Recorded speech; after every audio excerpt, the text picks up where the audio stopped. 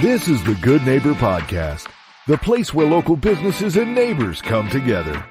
Here's your host, Cabo Jim Schaller.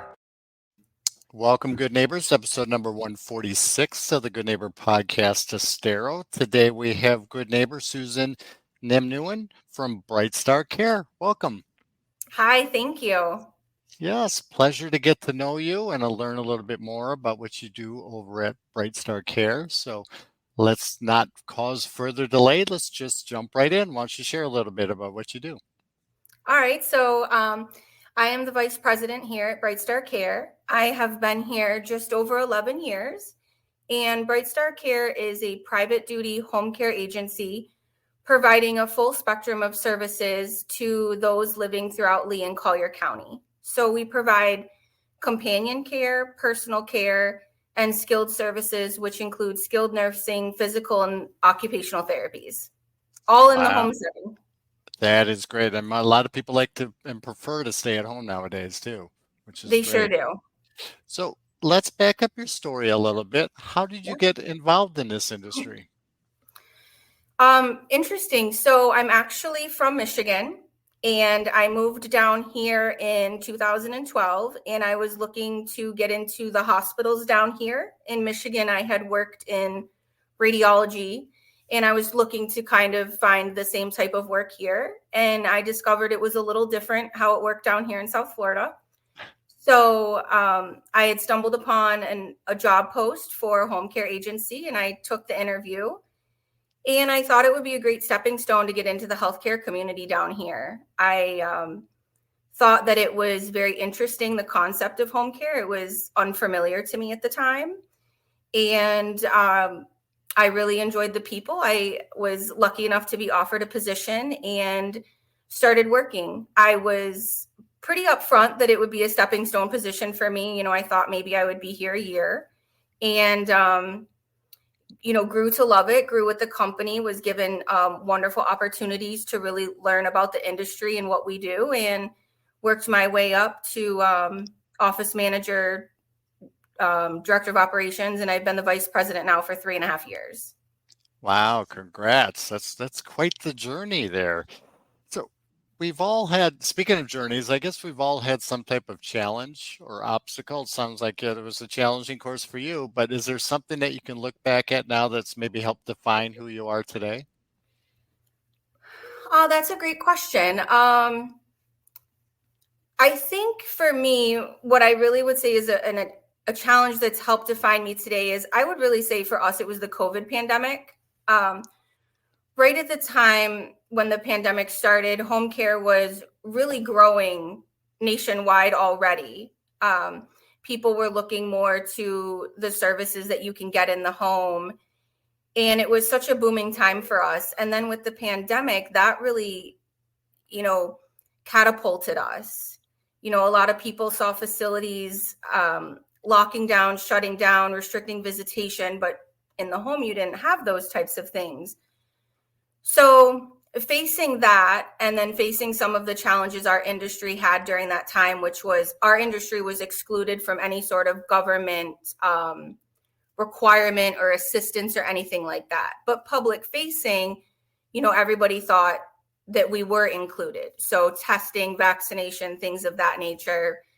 So it was a very interesting time, to overcome some of those obstacles. And I think it really gave me an opportunity to dive more into what my passion is, which is education and awareness and advocacy for the senior population, for aging, and just that journey in general. So at a time when we were so busy, and then adding all of the pandemic complexities to it, I really found that I just want to help seniors think about the aging journey, really understand all of the options that are out there, and make the best decision for them. So I think that's really where I'm at today and where I put a lot of my focus. And I think a lot of it came out of that time. Absolutely. And there's a lot that has changed over the years since then as well, too. Do you see anything trending in the industry now that maybe because of that?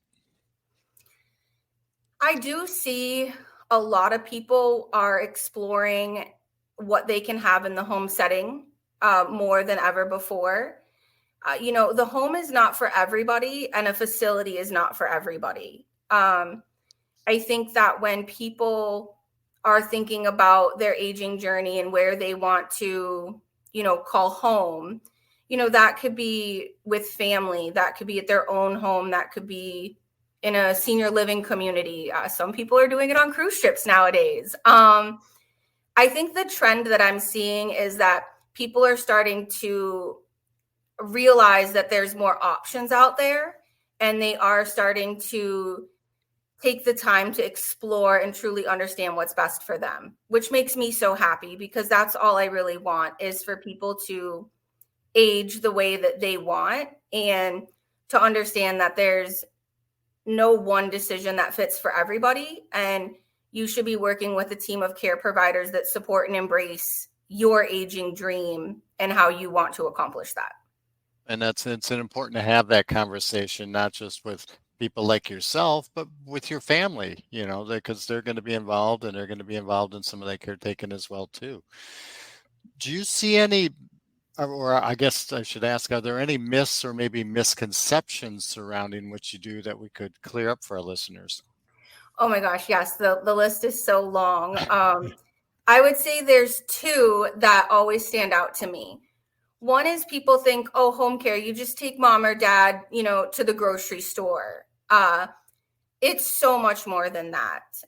In the home setting, of course, we can transportation, we can help you run your errands, light housekeeping, meal preparation, but we can assist you with anything, whether that's your personal care, med reminders, making you good meals, providing safety while you're taking a shower. Some people are, they think, oh, I don't want someone in the bathroom.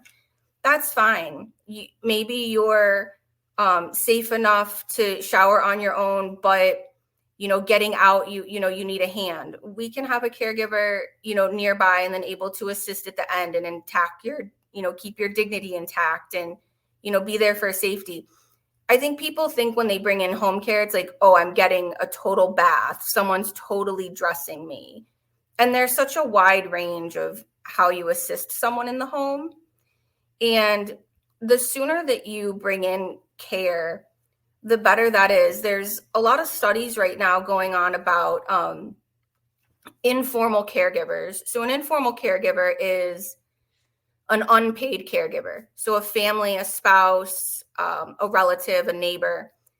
And oftentimes these people that are in these caregiving positions are developing chronic illness, and in some instances, a pretty high percentage are passing away before the person that they're actually caring for, because of self-neglect, physical neglect, mental neglect. You're doing all of these things, and there's a lot of things to it. So I think people, getting rid of the misconception that we're just here to either take you to the grocery store or do everything. There's a big gray area in between that can impact your life in a positive way, keep you safer, happier, healthier, and prolong your quality of life, while giving you the ability to still be, the adult daughter or the wife, and intact those familial relationships, versus becoming a caregiver, and, resentment and different things do build. The other big misconception that I see is people don't know the difference between home care and home health. So we are home care, which is we're private duty home care. So long-term care insurance pays for our services, private pay. There's different benefits. The VA has benefits, all of that. And then there's Medicare, which is home health. And Medicare does not provide custodial services, which is what Medicare labels what we do under the personal care. So Medicare is something that's short term. They're going to come out for a certification period, maybe 60 days, and provide whatever. Their goal at admission is to have a discharge plan for you. They're not a long-term problem solver. So they're two very different things. And I would love for, physicians especially to understand that, Medicare home health has a great need, and it's a wonderful service, and it provides what it's needed in that arena. But if physicians could understand the benefit of home care of what we do, we're there short term, we're there long term. We're there with what the client needs, and we can really help, keep clients safer, help them manage their meds with our nursing services. We can provide continued therapy after Medicare discharges. So I think just having people understand that they are two different things, and Medicare doesn't cover what we do, and what we do is very valuable. Absolutely. So on a side note, you mentioned you were from Michigan. What brought you to Southwest Florida? Well, I guess technically I was born and raised in Fort Lauderdale, and my dad's job had us move to Maryland and then eventually Michigan. I always say I'm from Michigan because I was there the longest. I was there 17 years. And I always wanted to move back to Florida. I had initially wanted to move to Fort Lauderdale, being that that's where I was, born and raised, I guess, for the early parts of my life. And then it's just too crazy over there. So my mom and dad were building a home here in Naples. So I came down here with them and said, well, if you're going to retire here eventually. I was 29 at the time, and I thought, well, let me bite the bullet. I'll move down there now. I knew I would be down here a couple years by myself before they retired. And I figured that was better to do it then than, find love or something and get stuck in Michigan. And then my parents retire in Paradise, and I'm stuck in the snow Right. city. So I'm with you. I was born in the Midwest, so I understand that totally. I'm like, we love it down here. It's like we love to visit back up there, but we don't want to live up yes, there full time. So what yes. do you enjoy? I know you probably don't have a lot of free time, but what do you enjoy doing outside of work? What do I love doing outside of work? I love spending time with my husband. And we have two dogs, Ralph and Riley. So anything that we can do with them. We're pretty big cruisers, so I love cruising. And my biggest hobby right now is that a friend of mine, Bruce, we are launching our own podcast. So Very we nice. will. Congrats. Thank you. We've been working on that for about 6 months, and a lot of work goes into it, as you know. Yep. So we're very excited, and I think that'll be a great, it'll take a lot of our time and be some great stuff for us to do this summer. So I'm really looking forward to that. Absolutely. You'll be great. You guys will be awesome at that. So is there one thing that you wish maybe our listeners knew about what you do that maybe they're not aware of? I wish that listeners would, I guess it comes back to kind of the idea of, the podcast that we're starting. So I had this idea about a year and a half ago, which is when we meet with people and we think about our future, everyone talks about retirement, and it's always centered around finances. This is what you need to retire. So have a 401k or an IRA or whatever. But no one talks about the healthcare component and that aspect of aging, whether people think that it won't happen or they're in denial or they just think Medicare will take care of it or whatever. But I wish that people would change their thinking from a retirement plan to a life plan. Retirement and financial planning is a huge part of it, and you can't do one without the other. But having a plan in place is going to set you ahead of everything. I see people every day that are making decisions in crisis mode. So, they don't have the conversation until dad calls them at 10 p.m. and says, Mom fell. Or you wake up in the middle of the night and your spouse fell. Different things like that. They're dealing with this in a crisis. And now they have their loved one has fallen and is hurt. Maybe there's surgery. Maybe there's, therapy after. And now it's, what do we live? Are we safe in our home? Are we that? And all of this is at once. But if you can be proactive and start to explore those options, working with someone like Bruce and touring facilities in the area to really understand, what is the difference between independent and assisted and a memory unit? And then what's the difference between the variety of facilities that are out there? Meet home care agencies. I'm obviously biased. I think Bright Star Care is the best, but I also believe that there's other great companies in the community that offer services. And I want people to meet with companies and interview them and find that fit that's right for them. And if they can start to incorporate that into a plan or a life plan, then when something does go wrong, there is that fall or there is that emergency, they've already vetted people. They've already done the research. They've already put the time in and they have those connections. And I think it makes a stressful time a lot easier for them.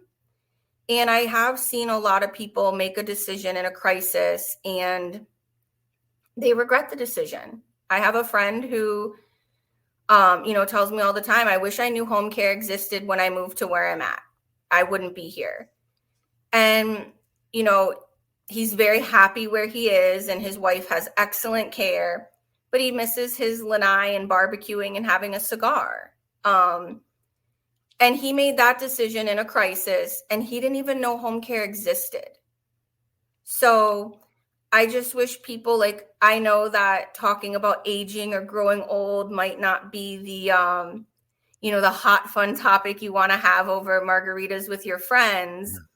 But, I do want to pull away a little of that stigma, make it an okay conversation to have and have people embrace that a little earlier, incorporate it into their plan and figure out that they can afford how they want to age. And what does that look like? And, Yeah, it's awesome. It's great advice and very important advice. It's to think about it before it happens scenario, because then you're not making the best decision under a crisis mode. And, you don't have all the options either. You're not. And it's funny. We've been, researching a lot of stuff and cruise ships just keep popping up as, people are looking into all these cruise ships and, they think it's easy. And you have, a room attendant and dinner every night. And I say, look, I love cruising and I would absolutely, love to live on a cruise ship, but aging on a cruise ship is quite different. There's, not the medical facilities. And if something happens, you're being, Coast Guarded back to the States, right. So it sounds fun and it sounds, exciting, but, people really need to understand the flip side of that too. But it's an interesting trend that's really growing, this aging on a cruise ship. Absolutely. Technology, all things are possible nowadays. Anything is possible. Yes. So how would our listeners go about getting a hold of you if they had questions or a loved one that needs some help?